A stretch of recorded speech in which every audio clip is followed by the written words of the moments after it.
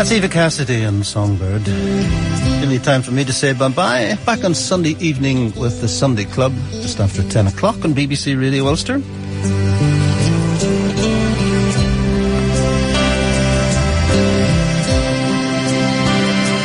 Guest on Monday's programme will be a man who started out as a ragamuffin, by his own description.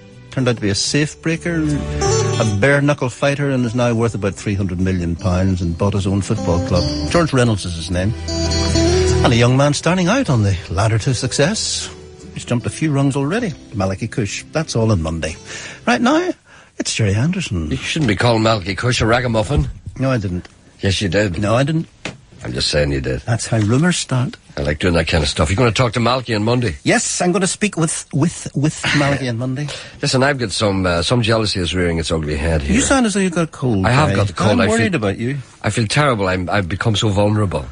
Yeah, you see, there's not enough meat on your bones. There's plenty of meat on my bones, not enough as on yours, but... You need fattening up. I know I do. You need cod liver oil. I need affection, John. Rubbed into your bum like Kylie. No, thanks. I need a hug, but not from you. Not from me. I have a little jealousy is rearing its ugly head here. I hesitate to bring this to your attention, but after all, this was sent to me, and I read out all mail, no matter what it is. All right. It's from a lady called E.T., and it's her. She lives in somewhere out there. And she says, tell John Bennett not to have that Kerry woman on his show anymore on Thursdays. Her laugh makes me want to hurl my radio at the wall. Surely I'm not alone in this. Perhaps I should get out more. By the way, I'm female and I'm gorgeous. Why did she write to you? Because she knows that I know what Kerry looks like. You see the thousands of letters. I'm not exaggerating. Have you seen Kerry's picture on the website? They're going mad for her out there. I've seen her men throwing themselves in front of her. Metaphorically speaking. Well, and I've seen her in the flesh. And you would agree with me. She's a fine-looking woman. Mm-hmm. And this is why this lady has added at the bottom, by the way, I'm female and gorgeous. Yes. Because she knows that Kerry is female and gorgeous as well. Yes. So I would take this with a pinch of salt, and I would ask Kerry not to be upset by this. Does this woman look like E.T., perhaps? I can't tell. She's only got the one eye in the middle of her head. Well, tell her to keep her eye on Kerry. I sound terribly ill. Will you make it through the night? I don't know, as Chris Christopherson used to say. And we have a blind man here.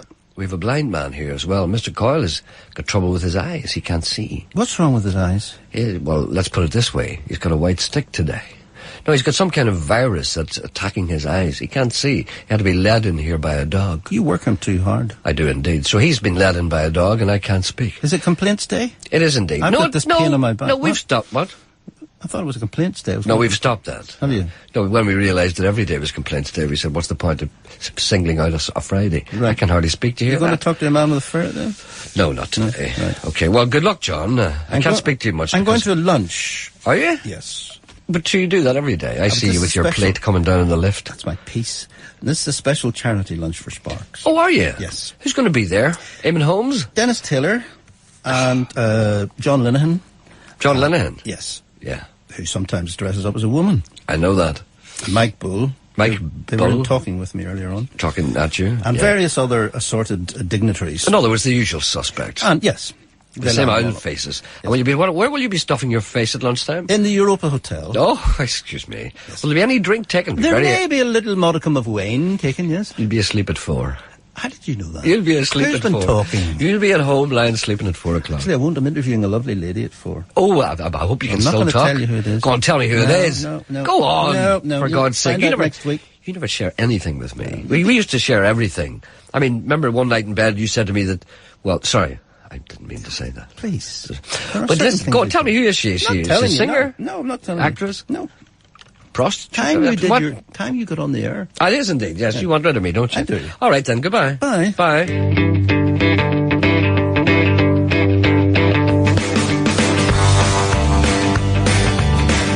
This is Rodney Crowell. I'm back on board that 49 Ford in 1956. Long before the sun came up, way out in the sticks. The headlights showed a two-rut road way back up in the pines. First time I heard Johnny Cash sing I Walk the Line. I got my thrill behind the wheel upon my daddy's lap. Grandpa rode co-pilot with a flashlight and a map. Can't pull out the window, it was in the the summertime. First time I heard Johnny Cash sing I Walk the Line. I keep a close watch on this heart of mine. I keep my eyes wide open all the time. I keep the ends out for the tie that binds. Because you're mine, I walk the line.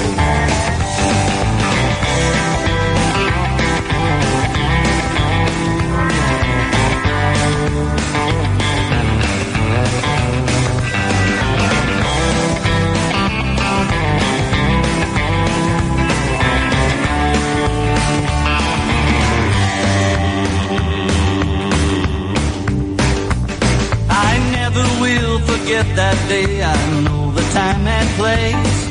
It sounded like the whole thing came right down from outer space. I still can see those headlights and that dashboard in my mind. First time I heard Johnny Cash sing I Walk the Line. I find it very, very easy to be true. I find myself alone when each day's through. Yes, I'll admit that I'm a fool for you. Because you're mine, I walk the line.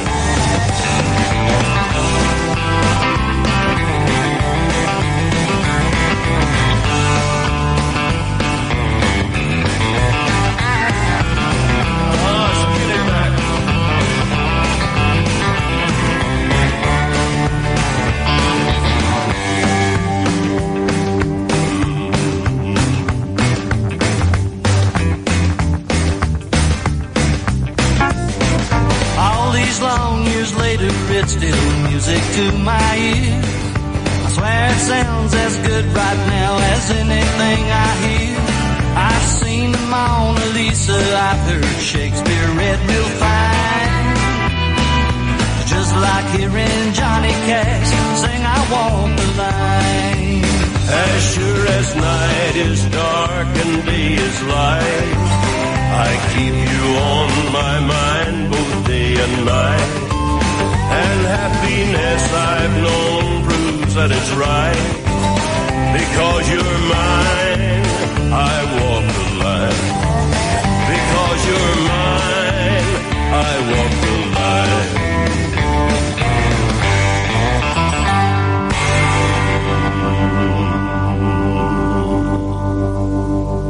That's Rodney Crowell. That's the song called, let me just check what that's called because I always get it wrong. It's called I Walk the Line Revisited. Featuring Johnny Cash, of course. That's Rodney Crowell from That's from his album called The Houston Kid. Good morning, it's Friday. If you want to contact this program, it's 08459 555 678. We're all ill today. 08459 555 678. You can send me an email if you wish at gerry.anderson@bbc.co.uk. But even though we're all ill, we're all here because I'll tell you why. Because we treasure the job that we do. After all, we have been selected by the BBC to bring you a program between 10:30 and 12. And no matter what illness, virus, or indeed germs that come our way, they will not stop us by thunder. We shall not stop until we have complete and utter victory. Oh, sorry, no, that's another theatre. Right, here's some things I have to attend to right away. Monday is cut-off point for the people who are applying for tickets for our boat trip. I hesitate to say this, but here's an interesting angle which I hadn't thought of, which has just reared its ugly head today, courtesy of a man called Gerry Doherty. And it's not too late yet. He said, "Dear Gerry, I'm writing to you requesting 2 tickets for your boat crawl. First, I would like one for myself, as I donated a prize for your rickety wheel.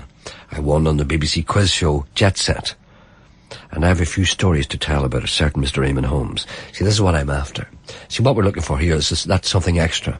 So if you really want a ticket, if you know anything about celebrities, if you can dish any dirt on any well-known person, that doubles your chance of getting a ticket. So this man will certainly get a ticket if he's got stories to tell about Eamon Holmes. Secondly, I would like a ticket for my work partner, who is 40 next month and has been off work for a year now. She's been very ill. His name is Michael Maguire. I think this would be a perfect tonic for his recovery. By the way, this person is to blame for Sean not doing any more impressions.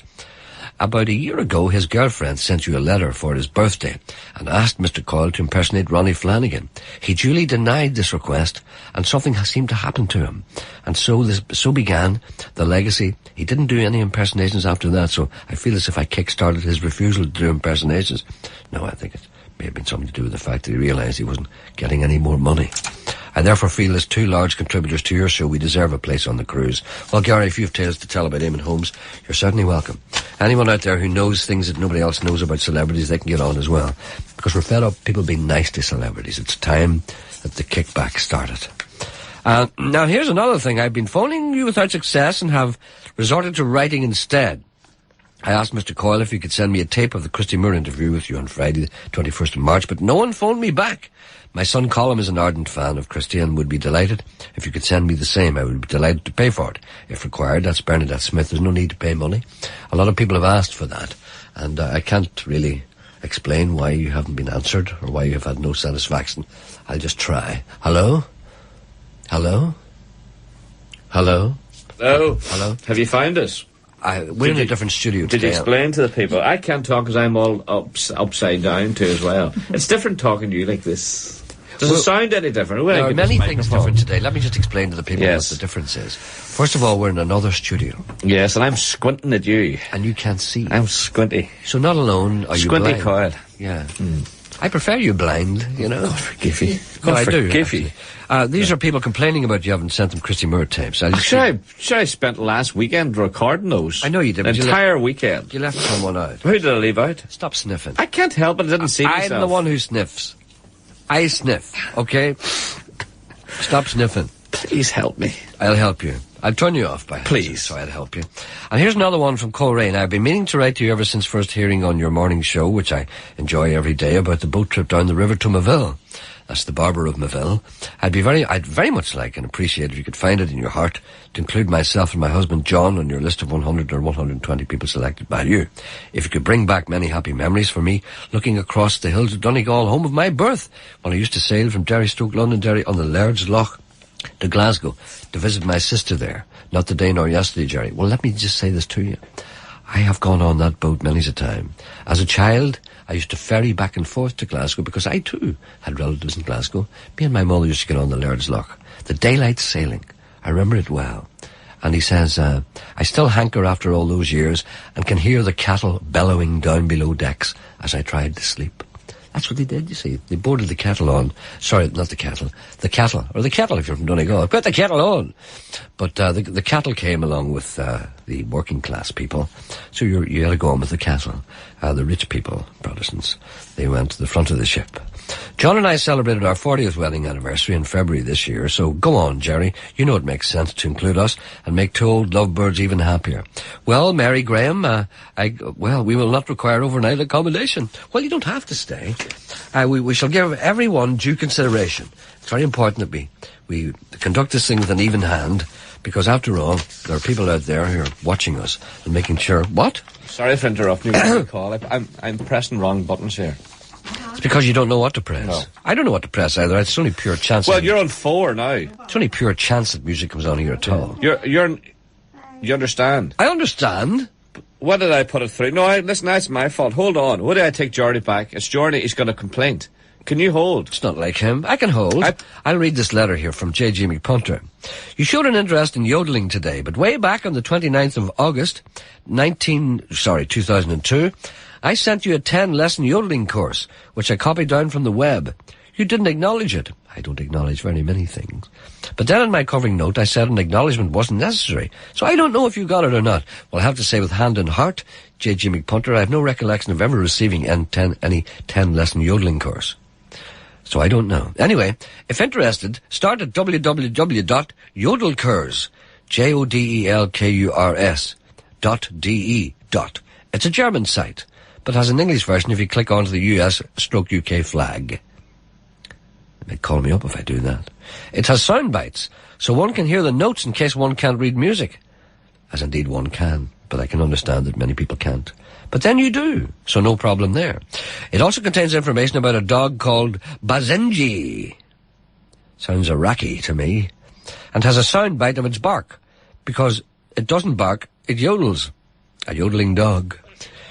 You get the dog if, after clicking the flag, you pick the right-hand yodel curs option, and then the dog's head.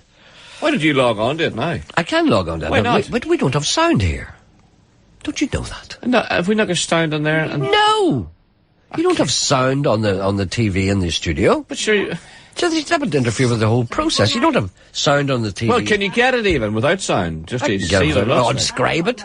No, Sure, just I've to already see it. described it. I know. I don't But want to... see the person who sent you that? Yes. Have they got a telephone number? I wondered, did they learn how to yodel?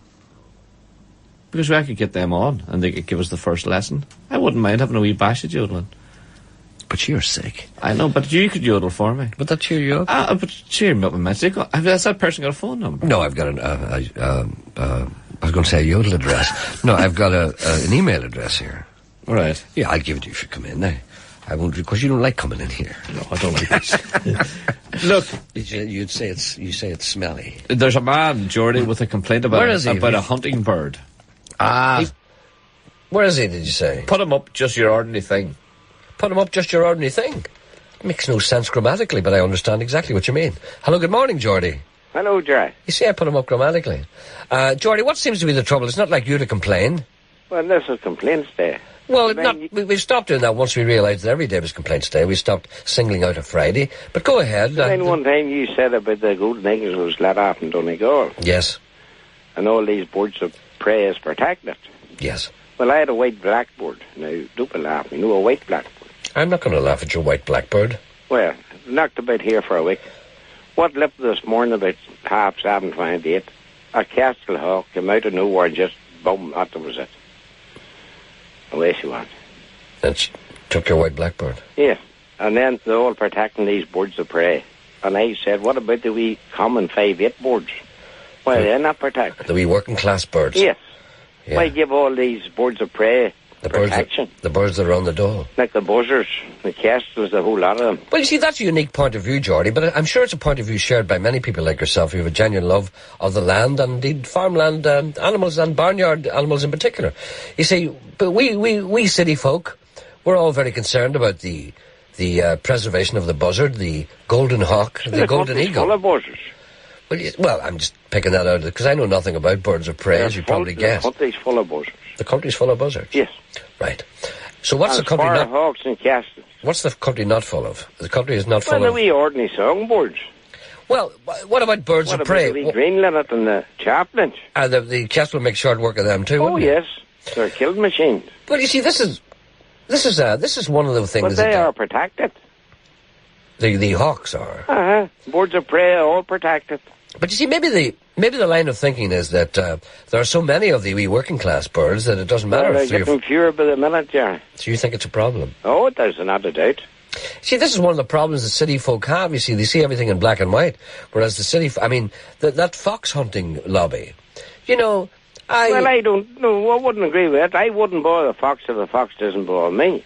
I know, you've had trouble with Reynard. Oh, yes, but I don't go out hunting the fox like a tally-ho. But city folk wouldn't understand any argument given to them by a country person as to why it's a good idea to hunt the fox. Not that I care one way or the other, but you see, sometimes city folk just say, oh, the poor little red animal. Oh, yes. And they don't realise that if they want to see what Johnny can do... Johnny Fox? With the head's lying up, he doesn't kill for hunger. If you've 20 hens or ducks running about, he'll not leave till he kills every one. It's kind of like George Bush in a way, and isn't then it? he'll kill one. He'll take one. But on the moves, he'll kill. So a fox will go in and he'll red up 20 hens and just take one? If you have 20 or 30, he'll not leave one. He'll kill them all and then take one. Sounds like the attitude prevailing in the BBC. Well, so what do you think then? I don't know. I think they should give more thought to the wee common 5/8 birds and all these birds of prey. Yeah, the common working class birds, living in housing executive stock. Before I go, I've got the spars well back. The main wee house spar was sort of decline. Yes. Well, I have all of them here now, Gerry. Well, how did they know where to come? Well, I don't know. Well, I hold hands to a bit of grain and stuff out, and then we canaries, the old seed when you clean out the cage, I put the canary seed out, and that's all good for the wee. Yes. And I've a yard full of spars now, but that's we know the wee house spar. Yeah. And even, the wee, now that's different, the wee head spar. Yes. It's more browny. It's not like your house bar. I have a lot of them too. Right. Here, listen, I believe a word is reaching me that the law may be on your side, even though you may not realise it. Well, there you are. Sorry? Mr. Coyle, what is that piece of information? A gentleman phoned to say that all birds in Northern Ireland, with the exception of the crow, protected. You can't, they're birds, they're wee nests. Because you can't just go out and cut your hedge. If birds have started to build, doesn't matter what bird's building there, you just can't cut that hedge down. Well, is there any legislation to stop a hawk swooping on Geordie's white blackbird? Obviously, the birds don't know. The birds don't know about it. No, the birds of prey is protected where the ordinance common 5-8. I know you're not allowed to take them around their nests, but they're having the same protection as the birds of prey. They have not. No, I know you're not allowed to cut a hedge after, when they're building their nests and stuff, but they don't get the same protection. Yeah, I don't think so either. I think you're absolutely right. But I let you go, Gerry, because you're in... There's one thing I have to ask you. A piece of advice. A lot of people have been writing to me concerning our boat trip. And about what precautions that should be taken. And I know that you'll have a busy day today for the more phone then. It's going to be a busy day today, as it is indeed every day. But there's one thing that... the perfume toilet roll pipe, she was on the phone the other night and she's mad to see you. Who's that? You were the one that brought me the perfume toilet roll. Oh, well, yeah. From Portavoga. She wants to see me, does she? Yes. She must have a spare perfume toilet roll. She didn't mind that you sent me a photograph one time. Oh, yes. Oh, but she's took it. A cracker. Huh? Well, she is a cracker. Now, a black-hearted one. She taken by me, was she? Yes. Quite taken by my manliness. She said, now, will he let me on the boat? Oh, of course. And she's come the whole route from Portavoga. Oh. She may not get back. All right, there's one more. Let you go. No, there's one more thing I must ask you. Many of the ladies who are anticipating being on the boat have asked me preliminary questions, some of which I can't answer. And one of the questions is this: if these ladies do indeed get tickets to go on the boat, and bearing in mind that you're bringing your ferret, would they need to wear trouser suits? Oh, not really. No, sure. We Victoria Bird, she's Honland Grizzly. She's what? She's Honland Grizzly. You know the wee harness on them. And we Victoria Bird, she's only 9 or 10 year old. Yes. She's Honland Grizzly. Oh, she's handling Grizzly for you on the day. Oh yes. And the ferret will be on a harness. Yes, her and her mum, Mrs. Bird's coming up. All right, then. So there'll be a ferret handler there. Oh yes, and she's a wee girl, 9 year old. So. Yes, okay. Just wanted to clear that up because sometimes a lot of people don't go out much. They don't realise it. Oh no, Grizzly not touching nobody. That's all right. I'm just checking, because, a lot of people are concerned about their... No, they can wear whatever they want. Haven't left the house. Trousers or short skirts or long skirts or... All right. Because many people haven't left the house since... Oh, and Francie died before I go, Gerry. Francie died is disappointed to Sean Coyle. In which way? Well, the week you were off, do you mean you weren't too well? You don't sound too good. I'm not well at all. I've got a relapse. And me has to go and perform today. And then you need to get yourself sorted out for this cruise. And I have to go down today and stand up in front of people in the Celtic Film Festival in Belfast. You see, you're bored and you can at both ends. I certainly am, but I may have to have a relaxing night tonight. And do you know what that whole thing is? I light my candle at both ends. It gives a lovely light. But oh my foe and oh my friends, it will not last the night. Absolutely right. That's what you're doing, you see. I continually... But before... Sean, the week you were off... Yeah. Francie died, he asked the wee fat bottoms the round to play My Rifle Pony and Me. That'll be Hugo, yes. And then George Jones, but there was no luck. And then he phoned Sean. Uh-huh. And Sean played My Rifle Pony and Me. Uh-huh. And then he says to me, would Francie I'd like a copy of that? And I says, Sean, he'd love it. Well, it's still coming yet. Francie died. Well, can you wait until the boat? Oh, is that a promise? No, just me. It's not. No, I'll sounded like a promise to me. If you ring me on Monday, Geordie. Yes? If you ring me on Monday after the programme. Do you mind that now? I certainly do. Man, you said to me... I certainly do. Would he like a copy of it? Yes. He says he'd love it, sure. Well, and if you ring me on Monday and remind me, I forget. I believe there's a man looking a goose. There's a man who wants to ask Geordie. He lives in the Balachi or Maharafelt area. He's looking to buy a goose. Jim Joe looking a goose. So Geordie know where he could get one in that area. Jim Joe looking a goose. There's one to get a goose that's out next Warrenstown. There's a boy out there next Warrenstown and he has a field full of them. What's his name? Oh, did if I could tell you, Gerry. But who's the man who's got the field full of the geese down beside Toom? You know, when you drive down there, you see them. Are they whooper swans, or what are they? They look like geese to me, but I didn't have my glasses on. They're geese, Gerry. I know that place you're talking about. Are they geese, are they? they? Geese, yes. Well, you know, you wonder why they don't escape. They just kind of stand there. If I was them, I'd be off. Can they fly? A question here. Sorry for interrupting. Can geese fly? Who, me? Yeah. Well, what do you think? Think they walk?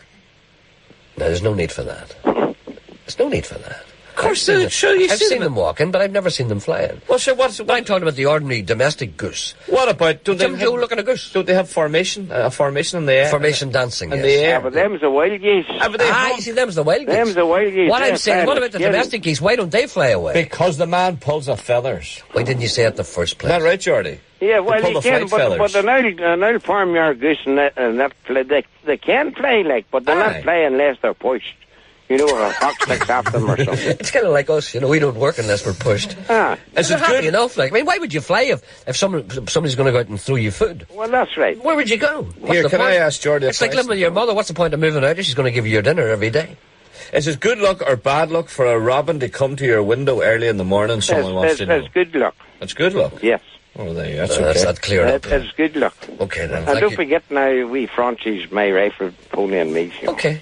All right, Gerry, I'd like to go because unless boat's up. All right, then. Okay, look forward to seeing you there. You'll be on the boat, of course. Okay. There's no wee quick call there. Well, I'm not taking it. Oh, please. Brian Kennedy's got a new album out. Remember that series he had recently called Brian Kennedy on Song? Yeah. He's got the album out of all those songs.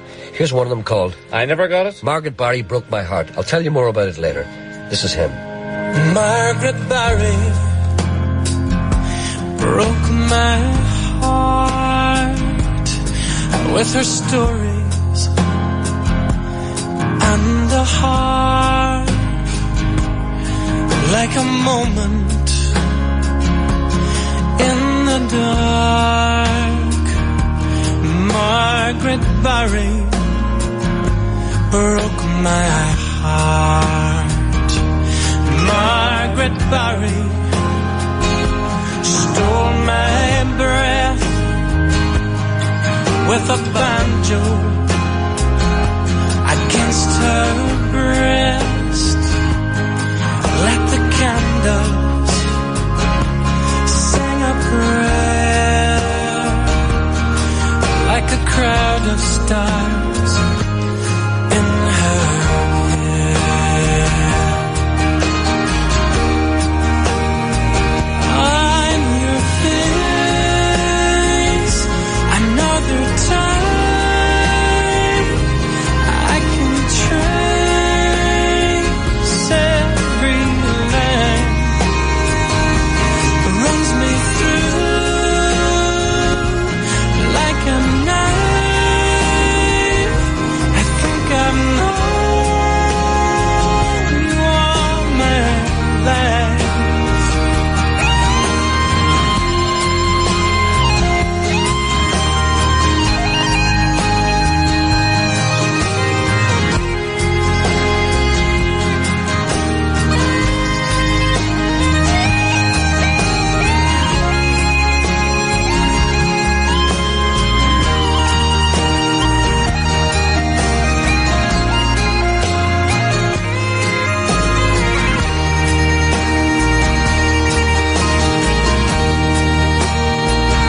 Now Margaret Barry has gone away, but her voice still wrecks my day like a murder in the park. Margaret Barry broke my heart. Margaret Barry broke my heart. Margaret Barry broke my heart. Margaret Barry broke my heart.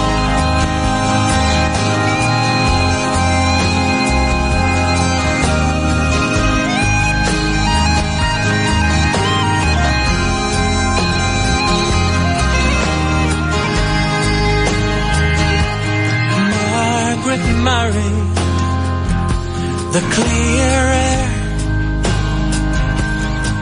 rode her bicycle everywhere.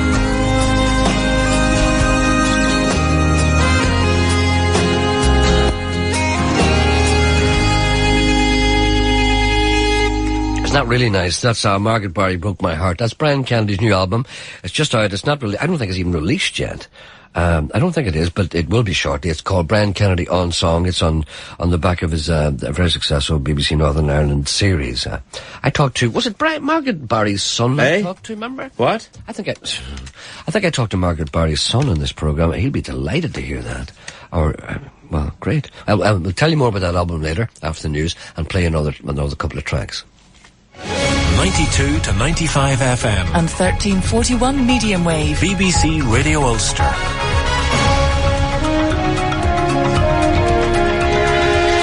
It's 11 o'clock. This is the news with Linda Ray. The US 3rd Infantry Division says about 80% of Baghdad airport is now under American control. Commanders say there's been fierce fighting in which more than 300 Iraqis were killed and artillery and armoured vehicles were destroyed.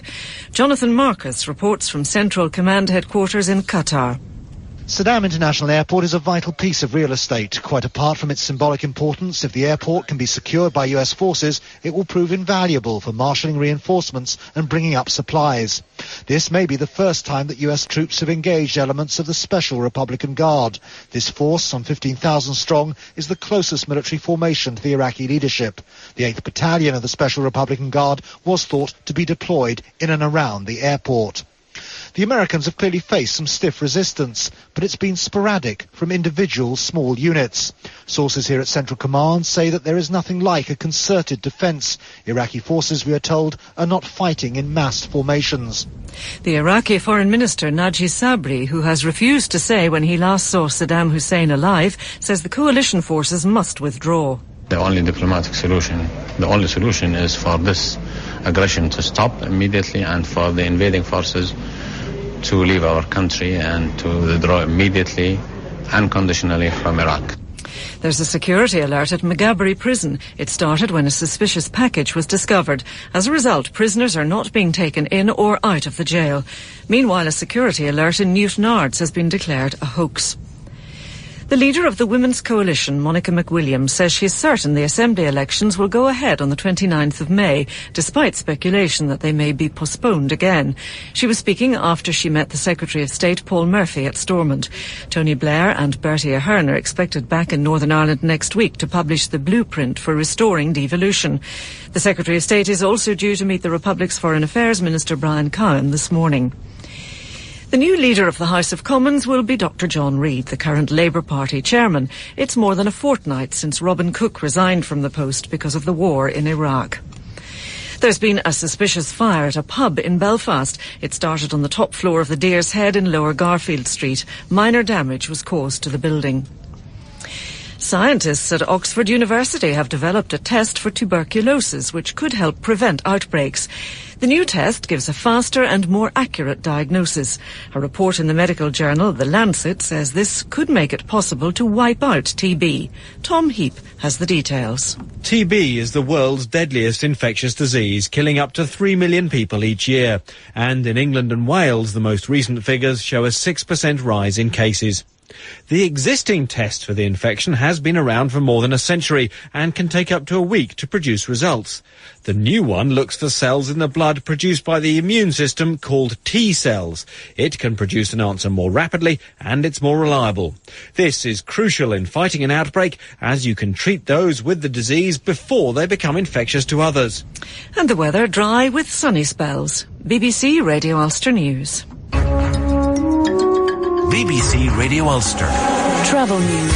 Starting at the international airport, and the 11:05 flight from Birmingham is now expected at around 20 to 12, while there's a half an hour delay on the 11 o'clock flight from Tenerife.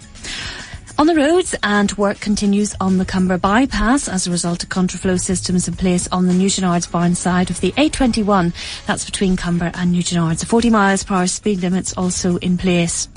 And the M1 will be closed country bound from Sprucefield to Moira from 9:30 tonight until 6 tomorrow morning. Essential roadworks are to be carried out and diversions will be in place. Deirdre Harshaw reporting. Travel news from BBC Radio Ulster. Thank you, welcome back. It's just coming up to 5 minutes past 11 o'clock, about 30 seconds to that. The number to ring is, if you want to contact this programme, is 08459 555 678, or alternatively, you can send an email if you're in possession of the facility. It's at gerry.anderson@bbc.co.uk.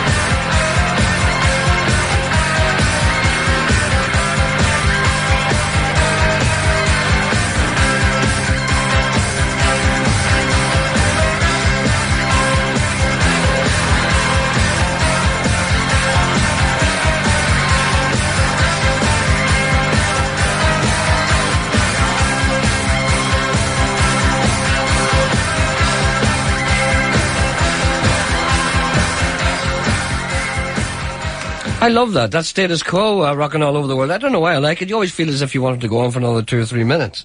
Right, Agnes McCall. Hello, Agnes. It's your birthday today. Congratulations. From Gloria and all the family, especially the new grandchild.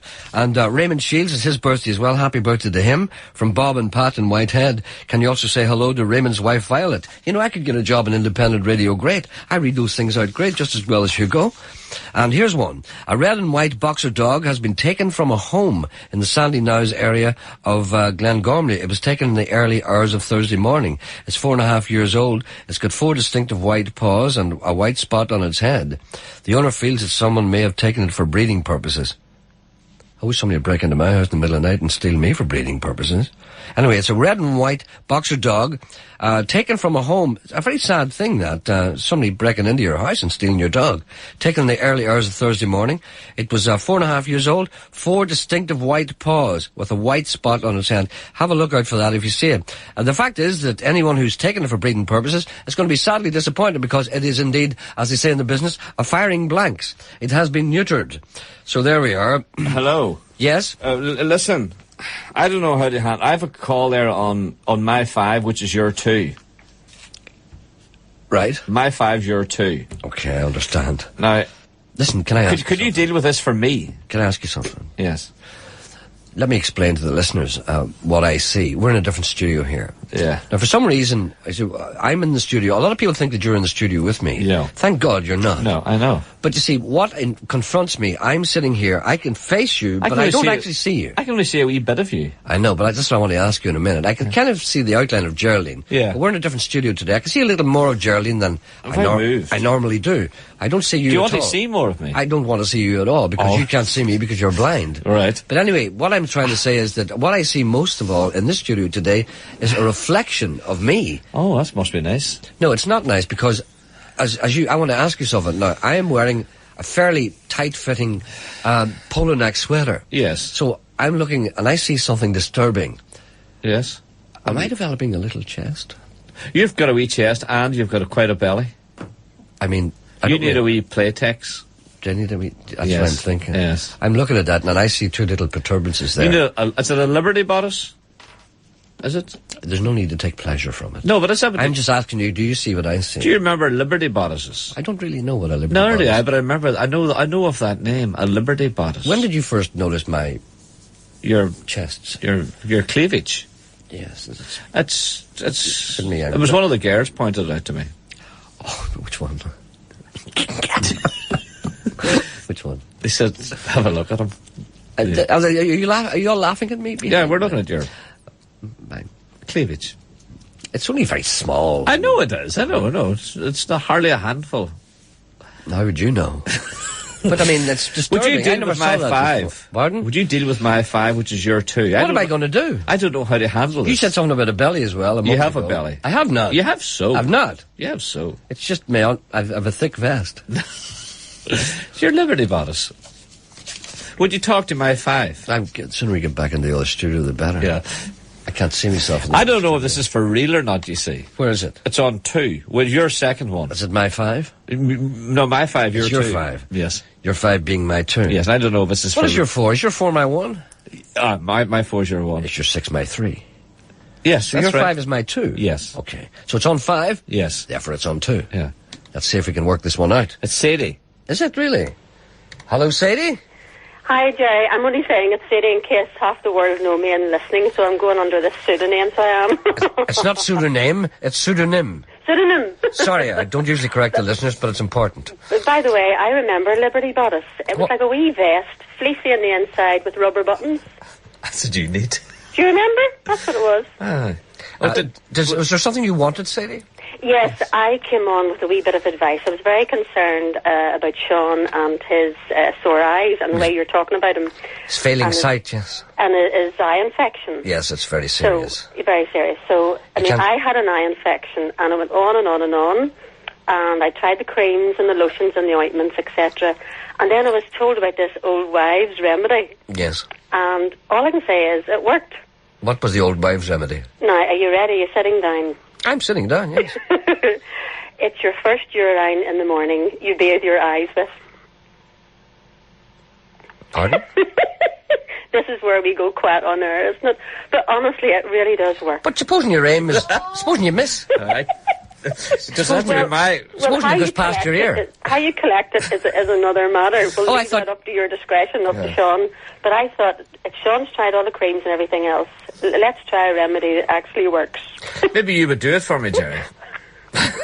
No, it has to be your own. It has to be, yeah. I would pay money to see that. Why don't you try that, Sean? No. Geraldine is very embarrassed. I'm not going to do that. Geraldine is very embarrassed. How would you do it? Imagine me standing You see, all you have to do is you have to be aimed very carefully. I couldn't pee into my own eye. No, you could. I mean, I've seen you. I mean, you can pee really high. I mean, I've seen you. You know, remember behind the bike shed. How did Sadie do it? You beat the record. Could I ask Sadie, how did she do it? Well, it's she different. cured herself. It's different for her. It's different for her. How did you do it, Sadie? You actually have to just collect it in a little container. Let's not go into all the details. So that's no fun at all. So there's no competitive element. Collect it in a little container and bathe your eyes with some cotton wool. Well, you see, I don't know if a general medical practitioner would recommend that. Okay, they would just roll their eyes at that sort of thing, wouldn't they? Well, if it fits and if it works. Well, I remember interviewing someone who told me that they had drunk their own pee. Oh, dear goodness. You remember that, Mr. Corn? Yeah. Remember her? Mm-hmm. Sarah Miles. Mm-hmm. Yeah. Had the good skin? Sarah Miles, she had very bad skin, actually. Can I now be turned off? She used to drink her own pee. Well, I'll run on and leave you with that then, okay? Yeah, leave me with that thought.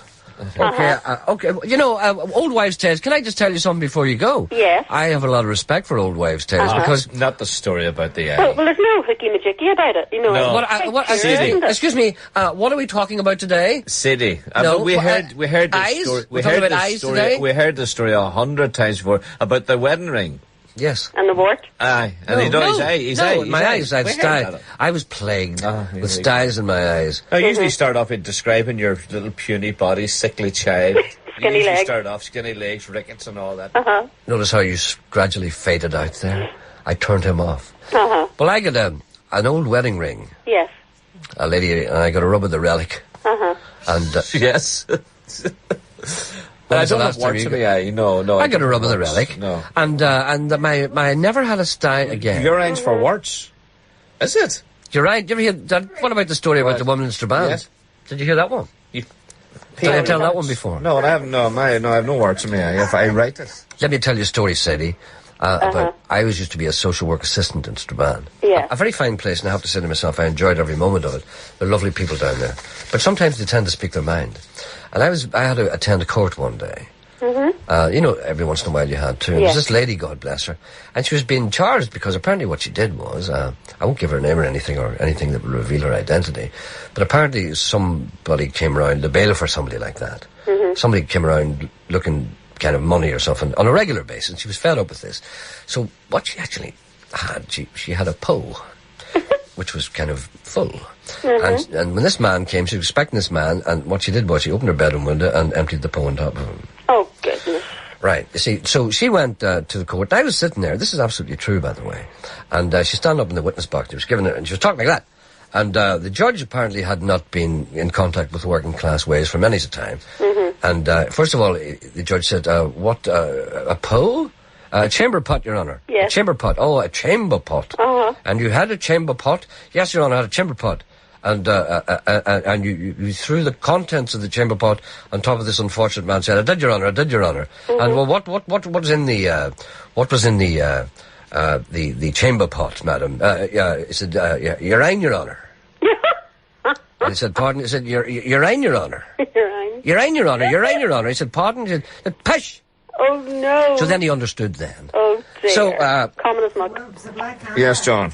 Oh, you see, dear. Well, I'll leave you with that little thought anyway. Thank you. Okay, right. Thank you very much. Okay, good to talk to you. Bye. Bye. You see, there are things in this program you don't hear in any other programs. Right. No, I don't. Hello, good morning. Is there somebody else there? Where? I'm all right. So I've got drops from the hospital. There's a call on there. Man, hello. Hello. Yes, sorry, we couldn't pick you up there. Is that male or female? Sorry. This is Patricia. Patricia, I'm sorry. I was told it was a man, but I thought you had a high voice, so I just thought I'd check. Gerry, yes. I'll tell you what it is. I was just wondering, had you considered how many hopefuls you disappointed yesterday? You remember you criticised, would-be stars. You thought they had a friend in you. When they took the time and the trouble to record a CD and send it to you.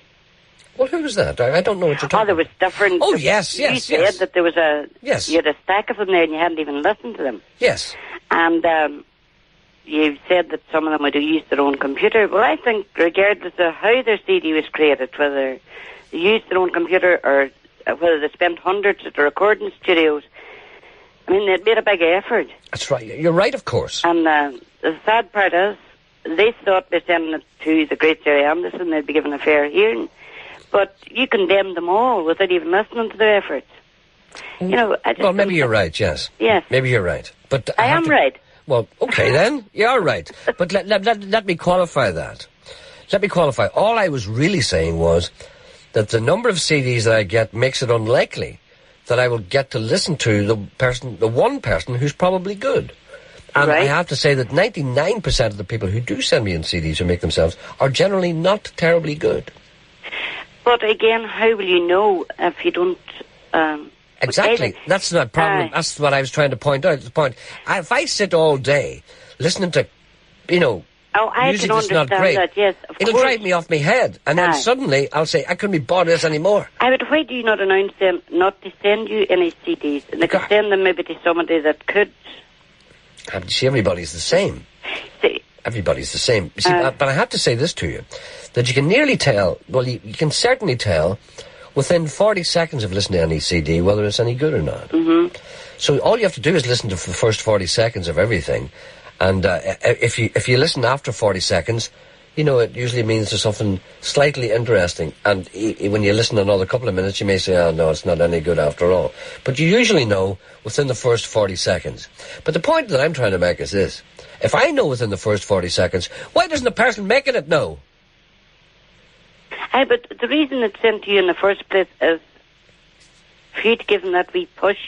I know, but you see, people don't play their music to other people. I actually sent you a CD way before Christmas. Sorry. Well, maybe did I listen to it And I sent a very nice letter with it too. Yeah. Did I acknowledge it? No, it was not acknowledged. Well, I'm sorry. But see, this is one of the things that happens. I'm not saying anything at all now about the CD that you sent, or it may have just been lost in the bundle. Do you know what I mean? And maybe you're right. Maybe I should make more of an effort to listen to them all, but I actually don't get round to listening to them all. And it's a source of great sadness to me. But unfortunately, if I listen to them all, I go off my head. But, I listen to your programme. I'm a great fan of it, as my sister, Sheila and Marion. And I thought my friend Gerry Anderson would help me in this, and I sent that on away before Christmas. Now, I waited on, and I rang a couple of times. But no satisfaction. No, none whatsoever. But then I sent one to Lisa Travell in downtown, and it was played. Yeah. Quite a few times. Right, well, I can't say anything. So you've missed out, you see, on discovering a brilliant new group here. Well, who are they? They're called Last Orders. They're 4 young lads. It's all rock and roll music. There's no backing tracks. It's all... Yeah. What you would have played years ago. What, you mean the type of music I would have played years ago? Oh, sorry. You know what I mean? There were no backing tracks then, was there? No, the people didn't use backing tracks. No. A lot of people use backing tracks now, which is horrible. I know you don't like that, and I put all that in my letter. But say I got no comeback. Well, listen, why don't you... okay, no, it's not fair for me to sit here and say... I can't say anything. All I can say is I'm sorry. But I don't remember listening to it. Why don't you send it to me again and just write personal on the top of it? Right, I will do. Okay, and I'll give it a fair listen. That's great, Gerry. Thank you very much. Not that I'm any great expert, but I'm just... Thank you very much. I'm not trying to be pompous or anything when I say I'll give it a fair listen, but I'll just, I'll certainly listen to it, yeah. Okay. Okay? That's fine. Thank you. All right, then. Bye-bye now. Bye. Enjoy your show. Thank you. Bye-bye. Bye. Bye. Bye-bye. Bye-bye. Are you trying to be sarcastic? Eh? You trying to be sarcastic? Why, what did I do? You saying bye-bye? Are you trying to mock the way I say bye-bye? I was bye-bye. That was my own bye-bye. Right. I bye-bye to a lady. Who are you bye-bye? All right, then. A lady was telling me that... sounded to me very much as if you were mocking me in front of Geraldine. No, she was telling me to try the urine. There's no problems. It'll be safe. See, if you sat down, you'd probably hit it all right. Anyway, your eye's very sore, isn't it? I heard you going, there. That was your eye, wasn't it? There's an elderly lady there, and Mary wants you. Where is she? She's on my 5. That'll be my 2. Your 2. Yeah, okay. Hello, Mary? Hello? Yes, Mary? Hello, Gerry. Yes, hello, how are you? I'm not too bad. Good. Is there anything in Mary Curie. Yes. And they asked me to phone you up to sing you a song. You're going to sing me a song? I'm going to sing you a song. But what kind of a song is it going to be? Are You Lonesome Tonight? Right. Any particular reason why you should feel the urge to sing Are You Lonesome Tonight to me today? No particular reason at all. You just feel it coming on? I just feel it coming on. I feel as if you were put up by those people who are giggling, weren't you? What? You were put up to There's it. only 3 of them here. Sounds like a lot more than 3 there. And there's young girls, and you know what young girls are like. Unfortunately, I forget, but maybe they'd come up here and remind me. But listen... Well, I'll send them up someday. Have you been at the cooking sherry down there? No. Okay then. Well, okay then. They must think a lot of you if they want you to sing. Not yet. Oh, you wouldn't get till you get your dinner first. They're getting till they get their dinner. All right then. Well, you go ahead and sing. Well, I'm going to sing now. Okay. Right? 1, 2, 3, go. Are you lonesome tonight? Do you miss me tonight? Are you sorry we drifted apart?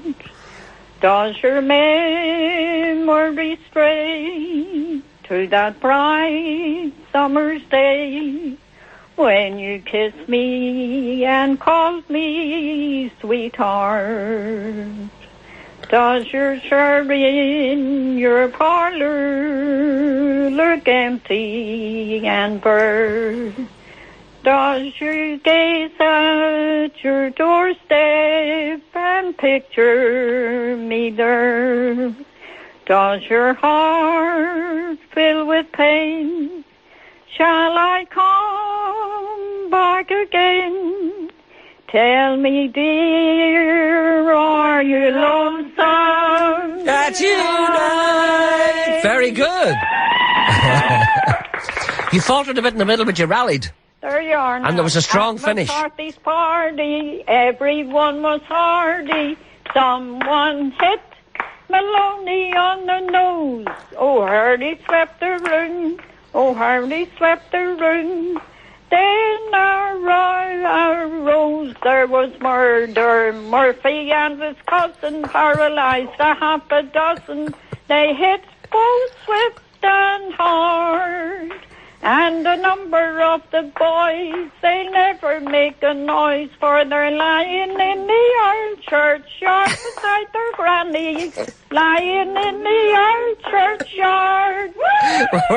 That's an extra one. We weren't expecting that one. That's all we have for you, Gerry. That's all right. That'll keep us going. That'll keep you going. Thank you very much indeed. Cheerio now. Thank you. Bye-bye. Bye. Some cracking on down there, I'm telling you. Wish I was there. You should call in someday. Where are you there, did you say? Where are you? Kensington Road. Right. Kensington Road. All right, I'll be down in a minute. All right then. Cheerio. Bye. Cheerio to all the girls. Bye, girls. Bye-bye. Bye. He's saying bye-bye. I know. Bye.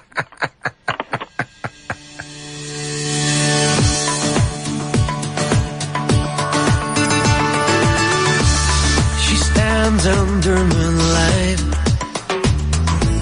she touches her hair. Her smile lights emotions, and her love fills the air. And I know you're my every tomorrow, and I know that you'll always be there. We've got the world tonight. Let's hold on together.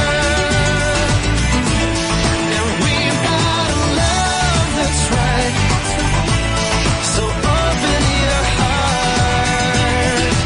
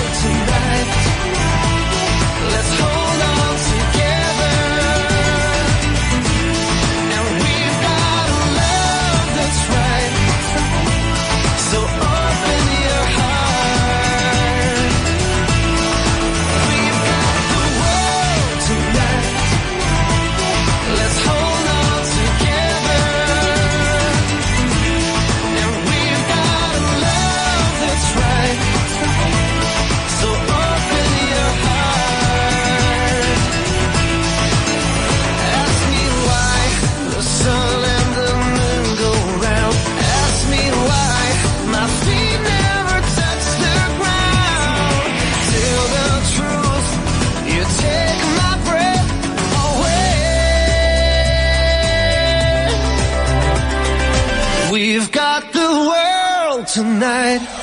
We've got the world tonight. Let's hold on together. And we've got love that's right. So open your heart. We've got the world tonight. Let's hold on together. Let's hold on together. And we've got love that's right. So open your heart. So open your heart. We've got the world tonight.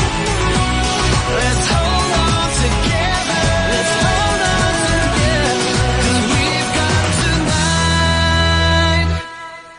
That's Mickey Joe Hart. That's his entry into the Eurovision Song Contest. That's called We've Got Tonight, I think it's called. Quiz question. Yes.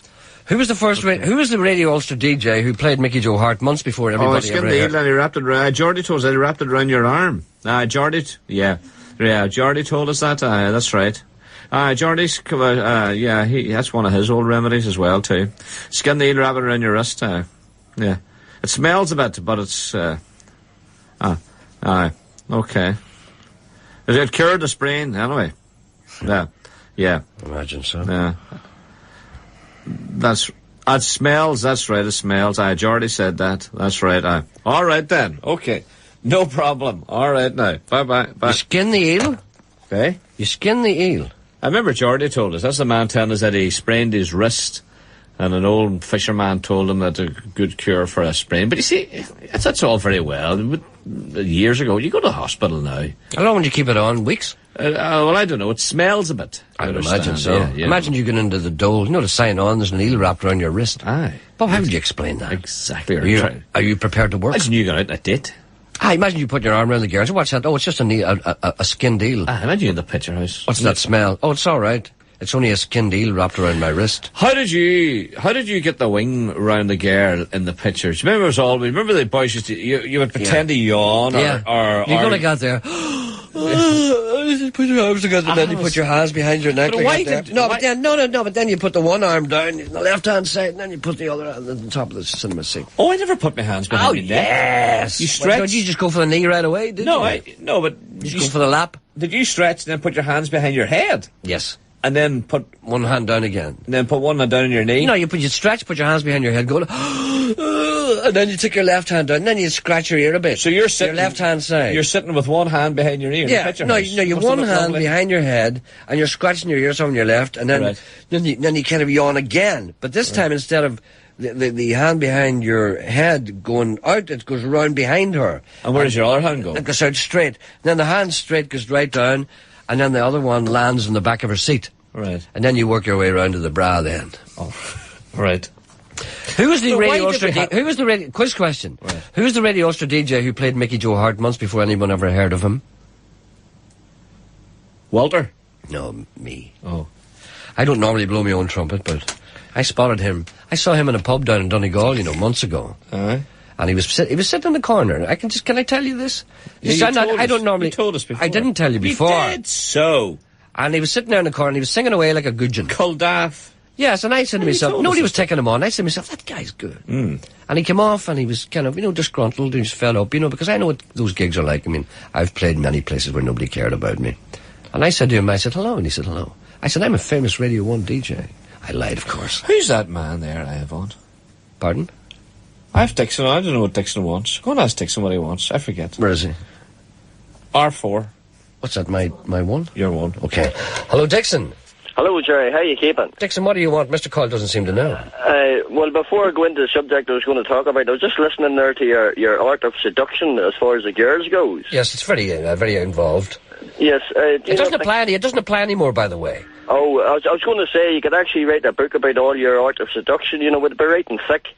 But it wouldn't sell well for the contents, but people would probably buy it, for propping up a wanky table or something, None of this applies anymore. This is around about the time when, a long time ago, when things were different. Now they just jump into bed with you before they find out who you are, which is far better, I think. Oh, can you still jump into bed? Do you not crawl into bed now? Well, I've tried both. Jumping is better. Right. I'll tell you why I actually phoned up to speak to you. I was listening to you talking to Gerry, Geordie there, and he was giving off about the Hawks. Yes, he was indeed, yes. Yes, well, I don't blame him, because I look after a bit of ground here for the pheasant shoot. Uh-huh. And near enough every day whenever I'm out about, I see the remains of wee birds has been killed by the Hawks, and like it's not here and there, you know, it's near enough every day. And the Hawks is getting out of control as far as numbers, and people are more concerned with protecting them, as Geordie says, than protecting the wee songbirds. Yeah, the hawk is cutting its way through the songbirds. Oh, definitely. I was reading an article there the other day. The RSPB were giving off about what they call the slaughter of songbirds around Greece and Italy, and all where songbirds actually can be netted and shot. That's right, yeah. And they were giving off about the millions of songbirds, but there wasn't a whisper out of them about the millions of songbirds that the wee hawks is killing here every year. Yeah, well, I'm sure there's not great numbers, because people put up big nets for them in France and Spain, but they kill them by the thousands. But I'm sure the hawks don't kill as many as that. Oh, they do. Oh, they definitely do, Gerry. I mean, if you take one hawk, he kills an average of two to three songbirds a day. Yeah. Now you take that over 1 year, now you multiply that one hawk by maybe 10,000 or 20,000. That's a lot of songbirds, yeah. It is an awful lot of songbirds. Yeah, maybe you're right. Maybe I've got the wrong grasp on this. No, you're probably right. You know more about it than I do. So what can we do? There's nothing you can do about that. Well, a couple of the organisations over in England, like the Gamekeepers Association, the Game Conservers and all, they have tried a middle way with sort of reducing the numbers in certain areas of predators such as the goose hawk, the hen hoy, or sparrowhawks, gazelles. But they may as well stand hit the head off a brick wall, because they like the RSPB and all. They don't want to know. Uh-huh. Yeah. You see, they look at the hawks, Gerry, as an income. They tell the public, the general public, they're in decline, there's not as many as there should be, and that's where they get all the money from. But they don't push it for the songbirds. To keep their jobs going. Yeah, definitely. Definitely. Well, you're an honest man. Definitely. You're an honest man. It's like the assembly. Yes, but I'm a townie, Gerry. I live in town. Oh, that's okay. But I spend all my time out in the country. No, but see, townies in Northern Ireland aren't like townies in England. Townies in Northern Ireland are more or less country people. Yes. Some of them are. None of us here, apart from maybe people in Belfast, none of us here are more than half a mile away from the country. Yes. And it doesn't matter where we are, yeah. Yeah, there's another thing, Gerry. I could sell you a magpie trap. Your what? A magpie trap. A magpie trap? Yep. What's a magpie trap? A trap? Uh-huh. Well, I'm surprised you'd won in the first place. Yes, I make them and sell them in my wee business here. You make magpie traps? And you're on here about birds being killed? Yes, but I'm going to explain to you why. Yeah. Magpies, whenever they get the opportunity, and they actually will hunt for wee songbirds' nests, and they will take the eggs and the chicks out of the nest. The bad wee buggers? Yeah. I didn't realise they did that. Yeah, they do it. The magpies is the biggest killer of the songbirds in the nest that there is. Well, there we are. We learn something every day. And those traps of yours, do you kill the magpies? Yeah, well, you catch them live and then you dispose of them. I'm not going to ask you how. I was going to ask you how, but I better not, because there are people having their breakfast. Oh, right. All right, okay. Well, you're obviously, you know this from both angles. Oh, I do. It's unbelievable, the losses that occurs in the countryside due to hawks and foxes and stoats and etc. Well, Geordie feels strongly about it anyway, and he's a man, he's very close to the land, and he's not a man to mince his words, and he feels very strongly about it, so you agree with him? Oh, 100%. All right. 100%, It'd be interesting to see if anyone else agrees with that. Maybe can we get some other interesting contributions from that angle? Maybe anyone's got any other ideas. Welcome. Give us a ring at 08459 555 678. Thank you very much, sir. No problem, Gerry, and all the best. All the best to you. Bye. Bye. We could become crusaders for the culling of the hawk, which is probably something that we hadn't envisaged when we came in here this morning. No. This is on your 6? This is on my 5. You sound like Jackie Fuller. I did. I slipped into Jackie there. I did. Yeah. So, when are you going to do more impersonations? Oh, I can't do my eyes better. Any old excuse. I can't do my eyes so sore. Would you take? But it's not right. That's right. Look, even I'm doing them. But I'm so tired. Could you do something? Yes. Take a call on 5. See what you see. I can't see anything. You see, that's why I can't see anything. Why can't you see? I did me drops. It's good, but it's not right. Oh. What? How do you get super glue off a wooden floor? Burn the house down. Where is it? Super glue? No. This person. Hello? 5. Oh, there's somebody breathing, yeah. Hello, good morning, yes? Good morning, Gerry. Who's that? Robert Crooks. Yes, Robert, how are you doing? You're sounding as well as ever. Right. All right, then, thank you. What can we do for you? Gerry, what I'm looking for now, I'm looking for 3 goats. 3 goats? Yep. You're a greedy man. What do you want? Prepared to buy. What do you want? Prepared to buy 3 goats? Yeah. There was a man looking a goose earlier. No, I don't want a goose. You're looking 3 goats. 3 goats. Right. Any particular sex, size, or shape? No, doesn't matter. My father had goats years ago, but he's passed, and I just want them. They're great lawnmowers. They certainly play the part of the lawnmower. You don't care what. You don't keep them away from the ditches. You don't care what they are. No. Protestant, Catholic, doesn't matter. It doesn't matter. No political minded I am. Female, horned, unhorned. All right, 3 goats. I'm prepared to pay. Yes. Well, maybe you mightn't have to pay. There might be people who have goats and want money. Yes. And my father taught me, I always put them in there as a wee shade and all for them at night. Well, that's humanitarian action. Where do you live, roughly? I live at, I'd say, between Lisburn and Glenavy. Lisburn and Glenavy. All right, and anyone preferably in that area. Or anywhere really, I'd even prefer to go look for them. You're prepared to travel? Yes. So anyone's got 3 goats? Yep. Wants to sell them or give them away? Yes. Guaranteed, I imagine, a good home? Yes. No interference? No interference. All right then, okay. I'm also looking for a wee doggy. A what? A dog. A dog? Yeah. What kind of a dog do you want? Preferably Alsatian if possible. You seem remarkably short of animals. Yes. Is this a sudden decision you've made when you get up this morning? No. My wee doggy got killed on me. Oh, I'm sorry. What kind of a dog had you got? It wasn't an Alsatian, 6 months old. Oh, dear. And you want something similar? Something similar if possible. So there's a man looking at an Alsatian 6 months old and 3 goats, no matter what religion, sex, creed, or denomination. All right, then. Well, we have your number, sir. Also, Gerry. Yes? Also, Gerry, a baby piano. Anybody had one? You have a long shopping list. No, but this is from a friend. Hers was stole on her. A baby piano? You don't mean a baby grand? What's the difference? It's a baby piano. She called it. Well, she's an organ player. She's a pensioner, an organ player. She wants a piano, a regular piano. Yeah, a baby one, she called it. Well, see, I don't know much about pianos, but I know a baby grand. I know what a baby grand is. Well, it's smaller than a big piano. That's all I know. Hence, baby. Yeah. But I would imagine a baby piano is a smaller piano than a mummy piano. Well, I don't know mummy piano. All right, then. Okay. So there we are. 3 goats, a 6 months old, roughly, Alsatian pup and a baby piano. All right, yes. Anything else? And I'm giving away a computer which I can't use. You're like a man who's decided to go back to the land. You know what it is? Yeah, I don't understand. It used to belong to my son and working order. It's like a television and there's a typewriter and all with it. I know the type. It's called a computer. Yeah, that's what it is. What make is it? I don't know. Right. I can't remember because I'm not in my own house. All right. But it's sitting in my bedroom. And anybody wants a television and a video working, they can have it too. You're just getting rid of everything, aren't you? Yeah.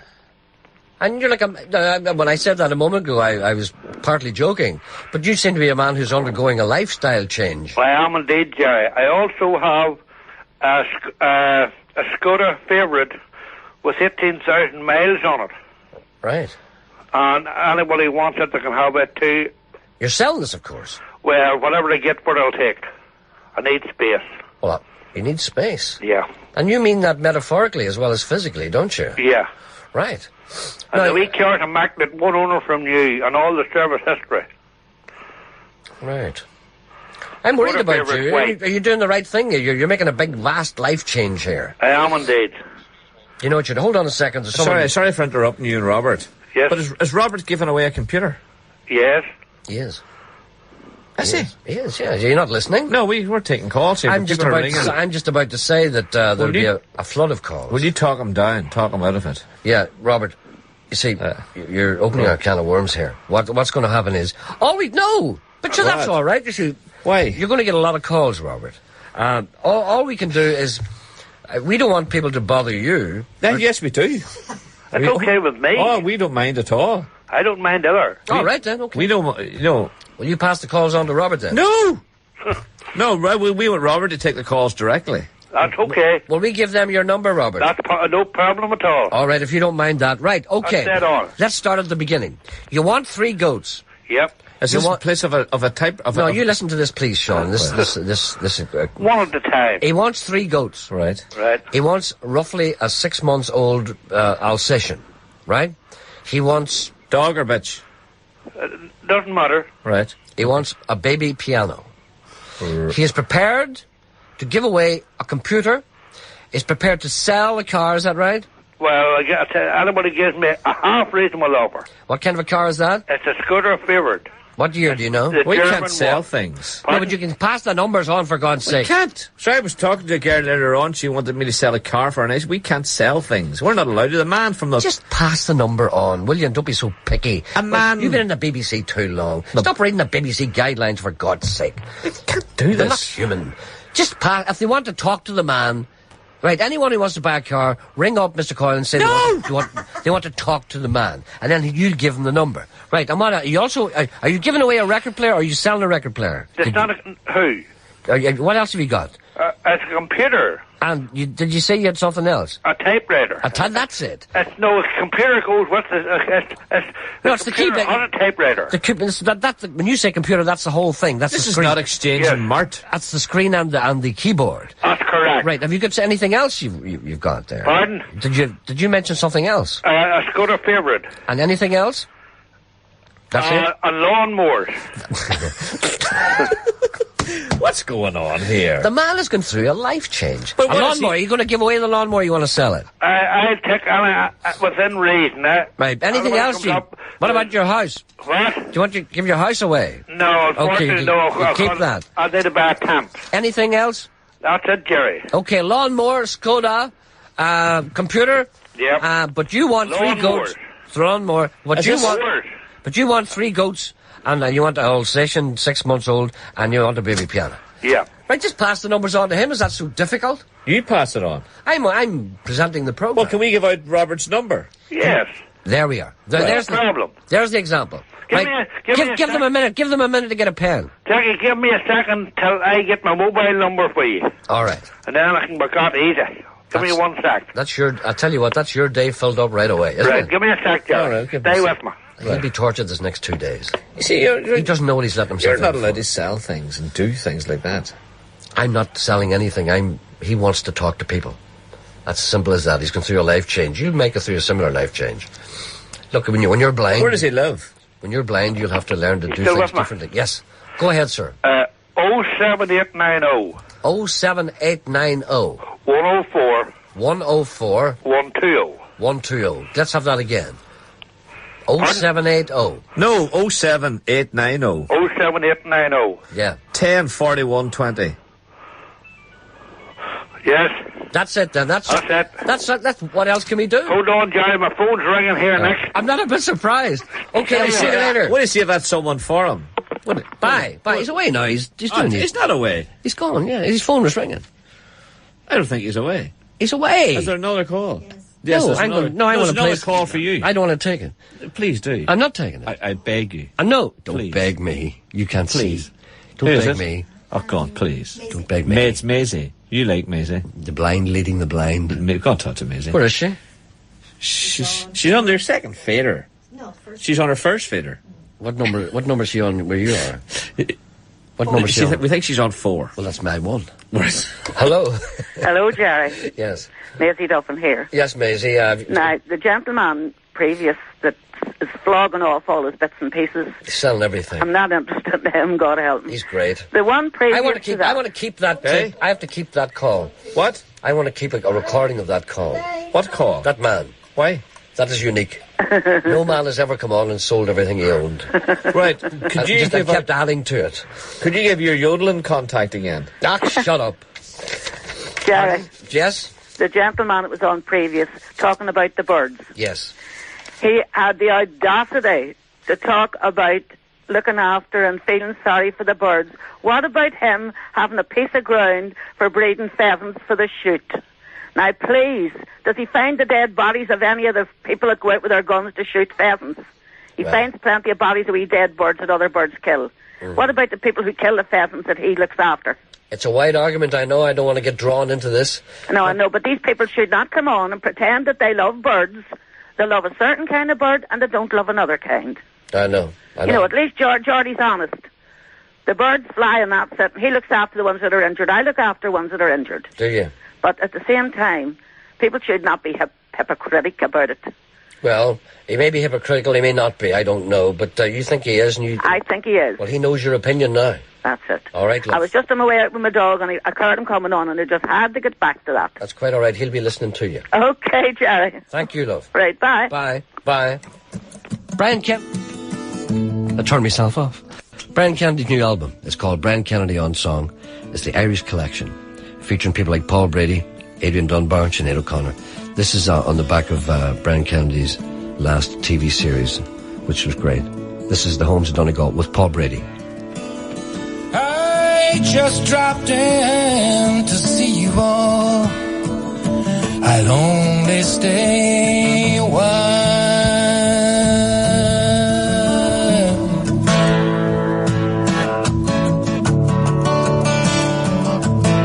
I want to hear how you're getting on, and I want to see you smile.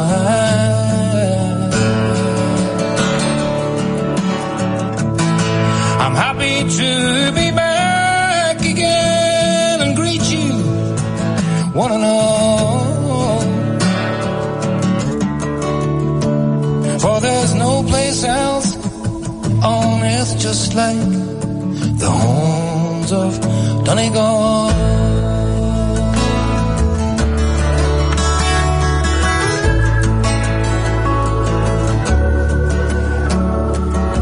I long to see your smiling children standing by the door. The kettle boiling on the hearth as I walk up the floor.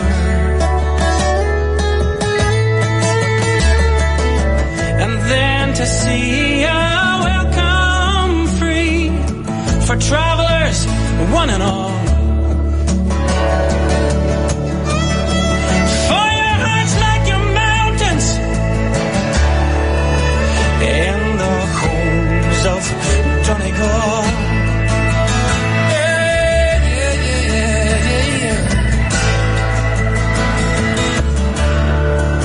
I'd like to stay along with you and while away the night with fairy lore and tales of yore beside the turf fire bright. And then to see laid out for me, shake down by the wall. For there's rest for weary wanderers in the homes of Donegal.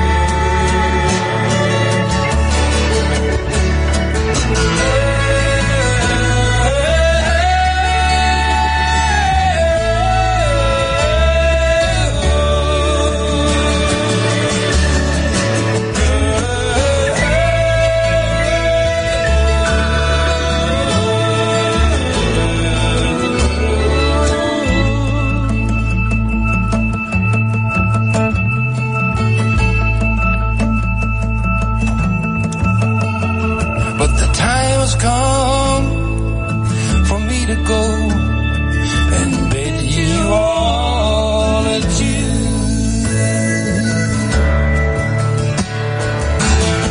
The open highway calls me back to do these things I do. But when I'm traveling far away,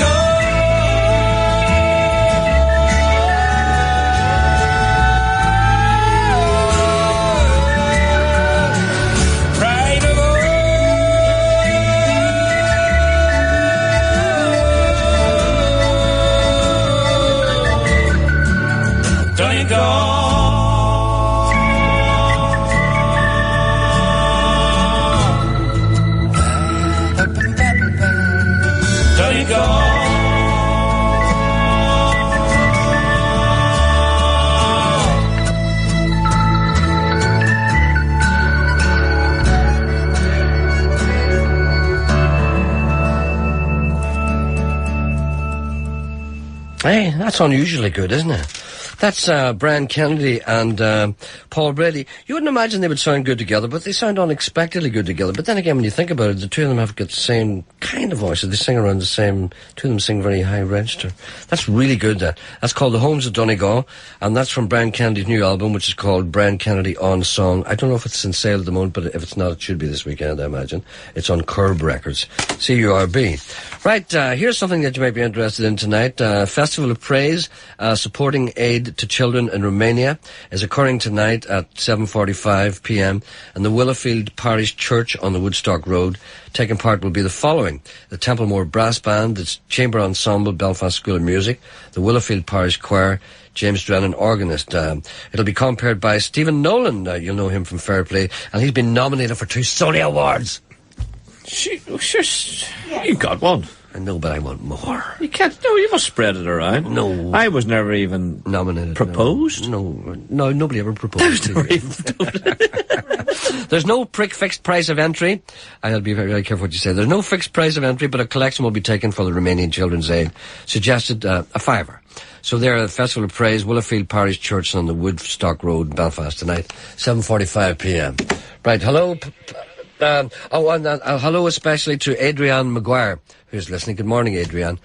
It's your birthday, is it? Yes. Why did you tell me things all of... Well, I told you all about... bits of things. Adrienne Maguire never misses the programme. Her husband Paul loves her to bits and he wants to wish her happy 40th birthday. That's all you had to say. Well, why didn't you tell me that? And you just barked a name at me. And then you wouldn't tell... What? Say hello to Dino Green as well, too. Sounds like a foreigner. Well, William Dino Green, apparently you know. What kind of a name's that, Dino? It's not an Irish name. It's not an Ulster Scots name. That's Italian. What's he doing listening to Radio Here's Ulster? a man wants you, Paddy. Paddy. Good morning, Paddy. That's better. Hello, Paddy. Hello, Gerry. What about you? I'm fine, thanks.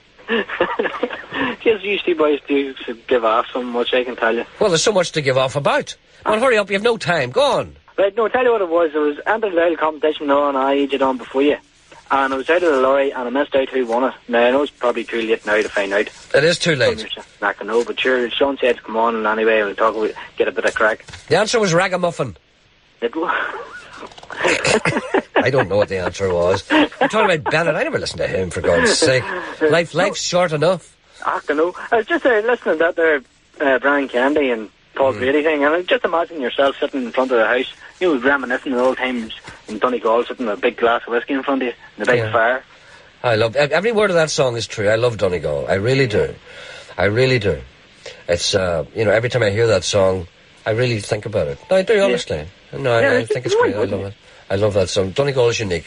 Yeah. And people should go there at the weekend. Oh, it is. It's a beautiful place. I remember bringing Youth Club up one time. It was just lovely. It's unspoiled completely. Yeah. Anyway, never mind that. Anything else? What? No. Sorry, I'm barking at you. No, it's no bar. I bark at people. I get nervous when it comes near 12 o'clock. I'm like Cinderella. Yeah, you're looking to go for a couple of jars at lunchtime Friday. No, I have a busy day today. Do you want to say hello to someone while you're there? I shall say hello to my lovely, beautiful girlfriend, Roisin. Okay, Roisin. Okay, love. Right then, Paddy. Good luck to you. Gerry, have a nice weekend anyway, sir. Bye. Take it easy. Bye. Bye. That was a very constructive call. Sorry? I'm glad you put that through. Hello to John Ross. Happy birthday to him. Everyone at Ross Cycles in Newcastle. And Carlo and Sinead are getting married today. The fella phoned and asked me, could you please find out the name of the winners in John Bennett show? And I said, how would I know? Well, that's why I said, Gerry will know, but I see... You like putting things like that through to just make me look bad. I don't. Correct. All you had to do was give the fella the number. And look, here's more foreigners. Congratulations to Carlo and Sinead from Gino and 4 Men and a Dog. Could you play another foreigner? Hugo Duncan.